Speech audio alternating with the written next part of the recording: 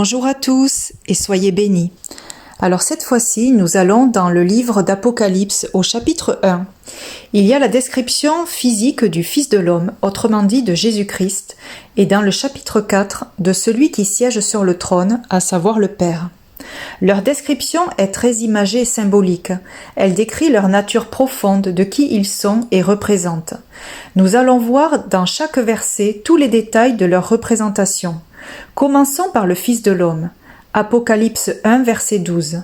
Je me retournai pour découvrir quelle était cette voix, et l'ayant fait, voici ce que je vis. Il y avait 7 chandeliers d'or. Alors 7 chandeliers d'or représentent les 7 églises, et le chiffre 7, c'est la perfection, et l'or, la purification. Donc une église parfaite, et qui est cette église pour Dieu? En fait, son épouse. Apocalypse 1, verset 13. Et au milieu des chandeliers, quelqu'un qui ressemblait à un homme. Donc le Fils de l'homme est au milieu des chandeliers, donc au milieu de son épouse, de son église, c'est-à-dire qu'il est la position centrale dans tous les cœurs. Il est le premier de tout, tout est par lui et pour lui. Au verset 13, il portait une longue tunique et une ceinture d'or qui l'entourait la poitrine. La longue tunique, c'est un vêtement de justice, et la ceinture d'or représente la vérité, et elle est en or car elle est pure. Pourquoi elle est positionnée sur sa poitrine et pas sur ses reins? Nous allons voir des versets qui parlent de la poitrine, dans Exode 29, 27. Tu sanctifieras la poitrine, c'est-à-dire que tu mettras la poitrine à part. Job 15, 2. Se gonfle-t-il la poitrine? Là, c'est un signe d'orgueil. Et il y a aussi des expressions comme se frapper la poitrine, ou alors Jean lorsqu'il est penché sur la poitrine de Jésus. La poitrine, c'est la région du cœur, et un cœur peut être orgueilleux ou humble. Donc la ceinture d'or vient purifier le cœur par la vérité.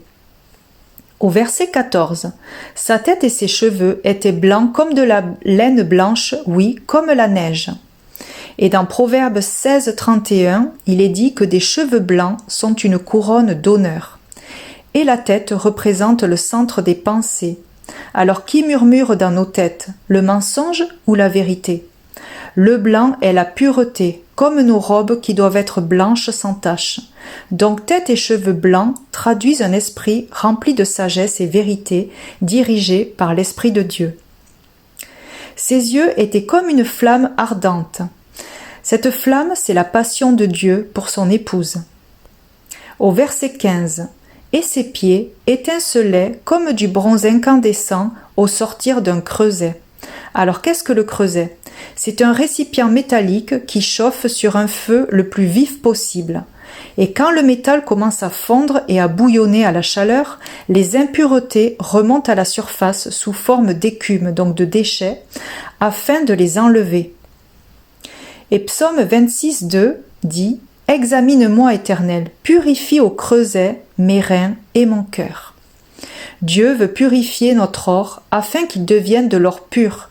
Rappelons-nous aussi qu'au dernier repas, Jésus avait lavé les pieds de ses disciples.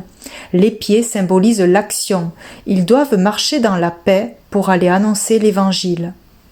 Au verset 15, sa voix retentissait comme celle des grandes eaux.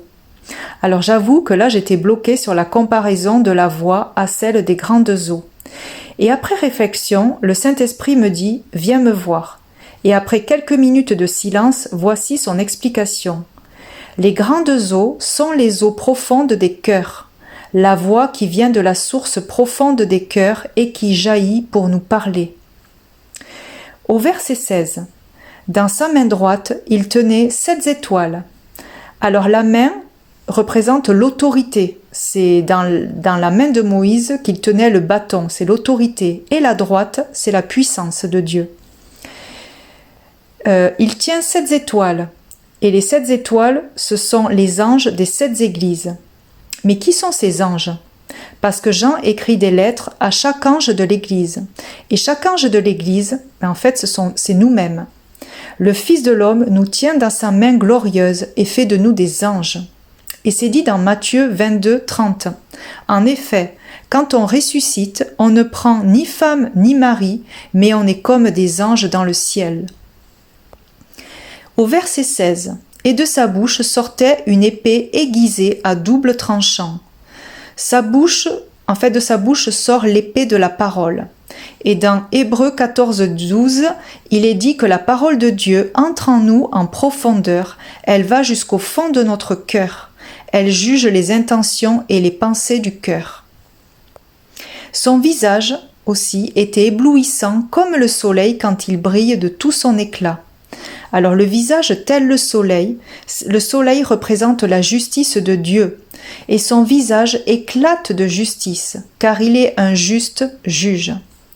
Il y a aussi l'expression « quand le soleil se lève », ça veut dire qu'il rend justice. Quand le soleil frappe la tête, c'est une correction. Et quand le soleil s'obscurcit, se change en ténèbres, c'est le jugement de Dieu. Voilà pour le Fils de l'homme. Et maintenant, passons à la description de celui qui siège sur le trône, Dieu lui-même, dans Apocalypse 4, au versets 2 et 3. Aussitôt, je fus saisi par l'Esprit. Il y avait un trône dans le ciel, et sur ce trône, quelqu'un était assis.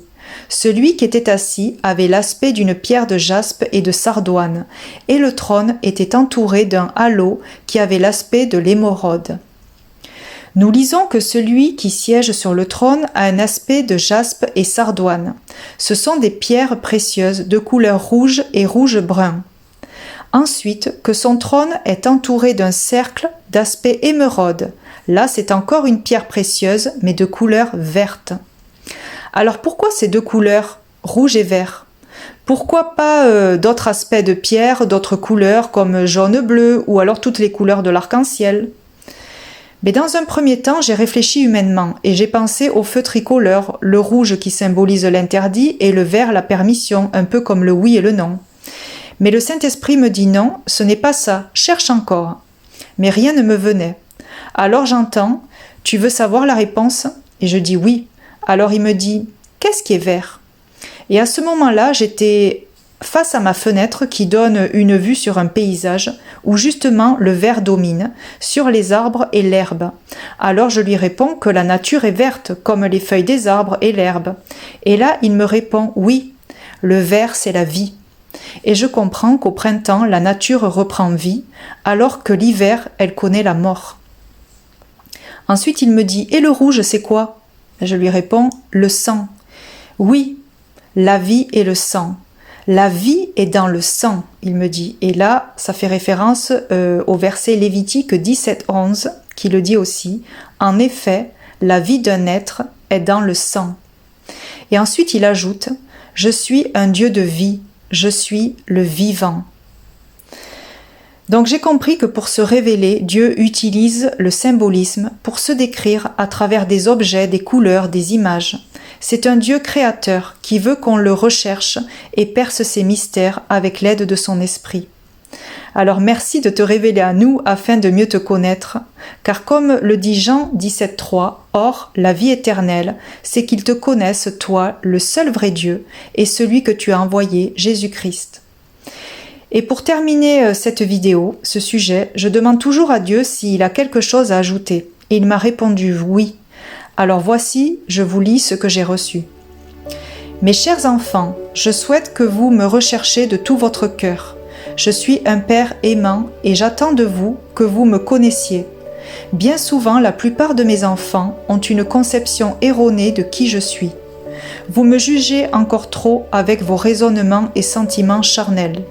Je vous ai donné ma vie pour vous sauver, mais pour une intimité avec moi, il faut payer le prix.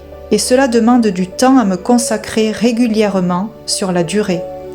Alors je vous ferai confiance en voyant votre persévérance et fidélité. Toutes mes richesses sont accessibles, mais données qu'à des enfants mûrs et dignes de confiance. Je rêve que de tout vous donner, car je vous considère comme des rois sur terre. Je vous aime ardemment et éternellement, votre Père. Amen.